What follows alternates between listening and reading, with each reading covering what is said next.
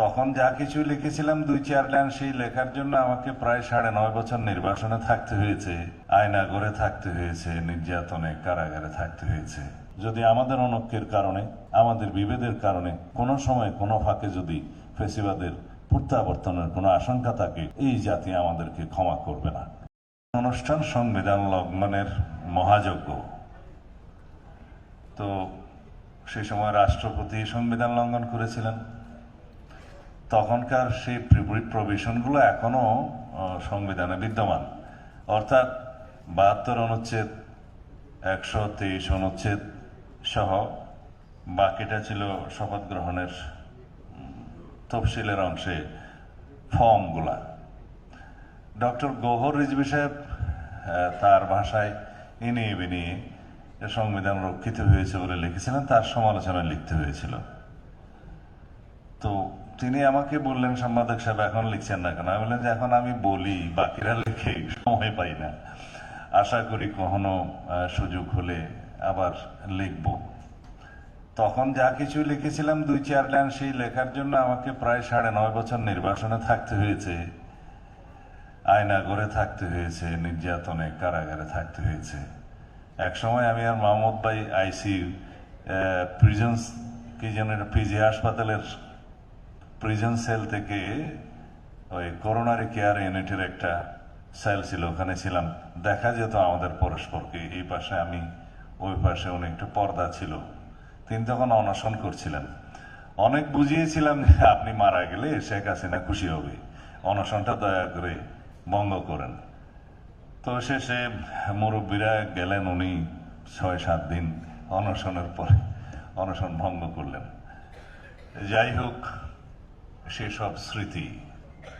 এখানে অনেক মূল্যবান বক্তব্য শুনলাম। আমাদের ছাত্র গণ অভ্যুত্থানের গৌরবময় কাহিনীগুলো শুনলাম, রক্ত ঝরা দিনগুলোর কথা শুনলাম।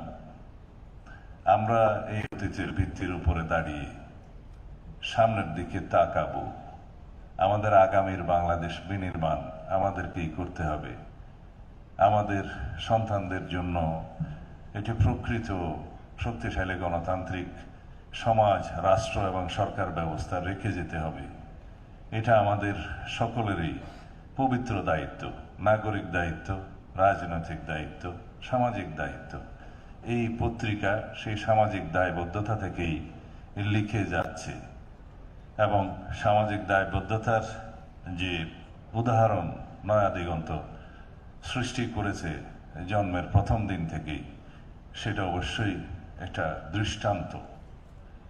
তারা ফেসিবাদের সময়ে অনেক কৌশলে, সাহসিকতার সাথে যেভাবে ভূমিকা পালন করেছে, আমরা অনেক পত্রিকাকে সেভাবে দাঁড়াতে দেখিনি।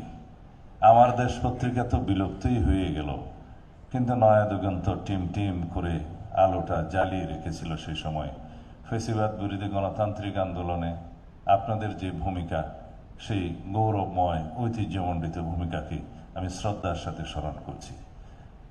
আগামী দিনেও আশা করি নয়া দিগন্ত বাংলাদেশে একই রকম, পারতপক্ষে আরও বেশি গণতান্ত্রিক ভূমিকা পালন করবে। সামাজিক দায়বদ্ধতা, কলমের দায়বদ্ধতা এদেশের প্রতি, এদেশের জনগণের প্রতি রাখবে, এই প্রত্যাশা রাখি। আমি এখানে বিশদ বক্তব্য দেব না, অনেকক্ষণ আপনাদের সাথে ছিলাম। আমি আমার বক্তব্যের পরে আপনাদের অনুমতি নিয়ে আরেকটি অনুষ্ঠানে যেতে হবে, সেই জন্য আগেই চলে যাব।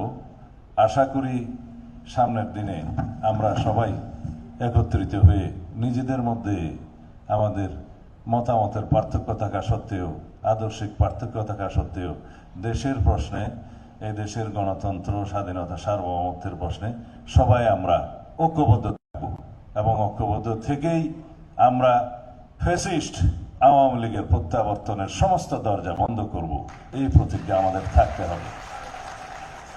আমাদের সন্তানদের রক্তের অঙ্গীকার, আমাদের এদেশের ছাত্রগণ অভ্যুত্থানের শহীদের রক্তের প্রত্যাশা আমাদেরকে পূরণ করতেই হবে।